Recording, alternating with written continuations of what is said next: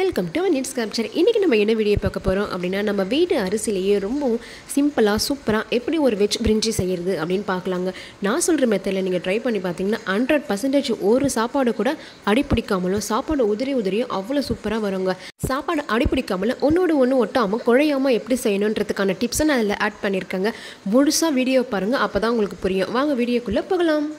First தேவையான பொருட்கள் என்னென்னு பார்த்துடலாங்க. 4 பெரிய வெங்காயம் கட் பண்ணி எடுத்திருக்கேன், 2 தக்காளி, கேரட், பீன்ஸ், 4 பச்சை மிளகாய் எடுத்திருக்கேன், புதினா கொஞ்சம் எடுத்திருக்கேன். இஞ்சி பூண்டு பேஸ்ட்டு வந்து நான் கிரைண்ட் பண்ணாமல் உரலில் இடித்து வச்சுருக்கேங்க. அப்போ தான் நமக்கு வந்து டேஸ்ட் நல்லா இருக்குன்றதுக்காக. பிரியாணி இலை கொஞ்சம் எடுத்திருக்கேங்க. நம்ம பிரியாணி இலை மட்டும் தான் நம்ம இதில் போட போகிறோம். பட்டை கிராம்புலாம் போட்டால் ஓவர் ஸ்பைஸியாக தெரியும். அது லைக் பிரியாணி மாதிரி டேஸ்ட்டு கொடுத்துட்டுன்றதுக்காக நம்ம வெறும் வந்து பட்டை இலை மட்டும்தாங்க ஆட் பண்ணுறோம்.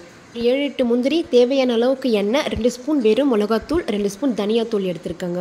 மஞ்சத்தூள் வேணுன்றவங்க 1 ஸ்பூன் எடுத்துக்கலாம். 2 அழகு வீட்டு அரிசி நான் ஒரு 20 நிமிஷத்துக்கு முன்னாடியே ஊற வச்சுட்டேன். இப்போ நம்ம அலசி எடுத்து வச்சுருக்கோங்க. கடாய் நல்லா காஞ்ச உடனே நம்ம இப்போ எண்ணெய் ஆட் பண்ணிக்கலாம். நான் வந்து ஒரு 6-7 ஸ்பூன் நான் எண்ணெய் ஆட் பண்ணியிருக்கேன். எண்ணெய் நல்லா கொஞ்சம் ஹீட் ஆனதும் பிரிஞ்சி இலையை ஆட் பண்ணியாச்சு. இதுலேயே நம்ம எடுத்து வச்ச முந்திரியையும் கொஞ்சம் ஆட் பண்ணிக்கலாம். முந்திரி லைட்டாக பொன்னிறமாக வந்ததுக்கப்புறமா நம்ம கட் பண்ணி வச்சிருந்த ஆனியன் இதில் ஆட் பண்ணிக்கலாங்க.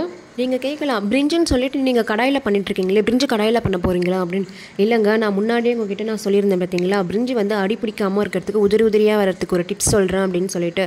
இதுதாங்க அது. எப்போவுமே பிரிஞ்சி பண்ணும்போது நம்ம டேரெக்டாக நம்ம குக்கரில் ஸ்டார்ட் பண்ணாமல் இந்த மாதிரி கடாயில் தனியாக வதக்கி நம்ம செப்பரேட்டாக நம்ம குக்கரில் பண்ணும்போது நிச்சயமாக அடி பிடிக்காதுங்க. ஒரு தடவை நீங்கள் ட்ரை பண்ணி பாருங்கள். நிச்சயமாக நீங்கள் நெக்ஸ்ட் நீங்கள் வந்து அடிக்கடி நீங்கள் இதே மெத்தடில் பண்ணால் நீங்கள் ஸ்டார்ட் பண்ணிடுவீங்க. பாருங்கள், வெங்காயம் ஓரளவுக்கு வதங்கிடுச்சு. இப்போ நம்ம தட்டி வச்சுருந்த இஞ்சி பூண்டு பேஸ்ட்டை இந்த ஸ்டேஜில் ஆட் பண்ணிடலாங்க. இஞ்சி பூண்டை வந்து தட்டி போட்டால் தான் நமக்கு டேஸ்ட்டு நல்லாயிருக்கும். இப்போ நம்ம கட் பண்ணி வச்சுருந்த கேரட் பீன்ஸையும் இந்த ஸ்டேஜில் ஆட் பண்ணிடலாம். கேரட் பீன்ஸ் மட்டும்தான் போடணும்னு இல்லைங்க, நம்ம பச்சை பட்டாணி இருந்தால் அதையும் நம்ம இந்த ஸ்டேஜில் ஆட் பண்ணிக்கலாம்.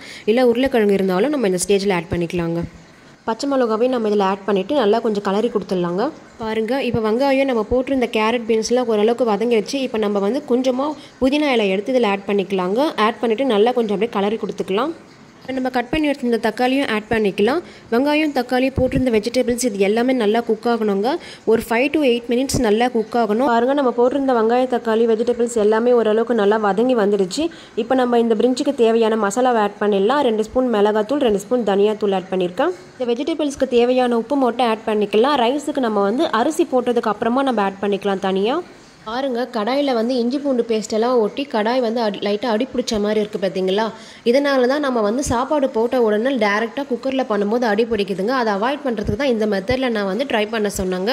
இப்போ குக்கரில் நம்ம வந்து ஒரு 2 டம்ளர் அரிசிக்கு வந்து 6 டம்ளர் தண்ணி ஊற்றி நான் கொதிக்க வச்சுக்கிறேங்க. பாருங்கள், தண்ணி நல்லா கொதி வந்துடுச்சு. இப்போ நம்ம ஊற வச்சுருந்த அரிசி இதில் ஆட் பண்ணிக்கலாம். இப்போ பாருங்கள், அரிசியை நம்ம இதில் ஆட் பண்ணியாச்சு. இதுக்கப்புறமா நம்ம தனியாக செப்பரேட்டாக வதக்கி வச்சுருந்தோம் பார்த்தீங்களா, வெங்காயம் தக்காளி வெஜிடபிள்ஸ்லாம், அதையும் நம்ம இதில் ஆட் பண்ணிக்கலாம். அரிசி வெஜிடபிள்ஸ்லாம் ஆட் பண்ணதுக்கப்புறமா கொஞ்சமாக கலரி கொடுத்துட்டு இதுக்கு தேவையான அளவுக்கு உப்பை நம்ம வந்து ஆட் பண்ணிக்கலாம். இந்த ஸ்டேஜில் நமக்கு தேவைப்பட்டால் நம்ம வந்து மஞ்சத்தூள் ஆட் பண்ணிக்கலாங்க. இப்போ பாருங்கள், நல்லா கலரி கொடுத்துட்டு ஒரு 3 விசில் வர அளவுக்கு நம்ம விட்டுடலாங்க. 3 விசில் வந்ததுக்கப்புறமா ஓப்பன் பண்ணி பார்க்கலாம். பாருங்கள், நல்லா அரிசி உதிரியாக அடி பிடிக்காமல் கொஞ்சம் கூட அடி பிடிக்காதீங்க. நீங்கள் வந்து ட்ரை பண்ணி பாருங்களேன், 100% அடி பிடிக்காதுங்க. சாப்பாடு உதிரியாக சாப்பிட்றதுக்கு ரொம்பவே டேஸ்டியாக இருக்குங்க. இதில் அதிகமாக ஆயிலும் வந்து நம்ம அதிகமாக ஆட் பண்ணலை. ஸோ ஆயில் ஃப்ரீயாகவும் இருக்கும், ரொம்பவும் டேஸ்டியாக இருக்குங்க. நான் சொன்ன மெத்தடில் நிச்சயமாக நீங்கள் ட்ரை பண்ணி பாருங்கள். ரொம்பவும் டேஸ்டியாக சூப்பராக இருக்குங்க இந்த பிரிஞ்சி. வீட்டில் சின்னவங்கலேருந்து பெரியவங்க வரைக்கும் எல்லாருமே சாப்பிட்லாம். வீட்டில் டேப்லெட் சாப்பிட்றவங்க, நிறைய ஆயில் ஃப்ரீ ஃபுட்ஸாக சாப்பிட்ணுன்னு நினைக்கிறவங்களுக்கு இதை செஞ்சு கொடுங்க.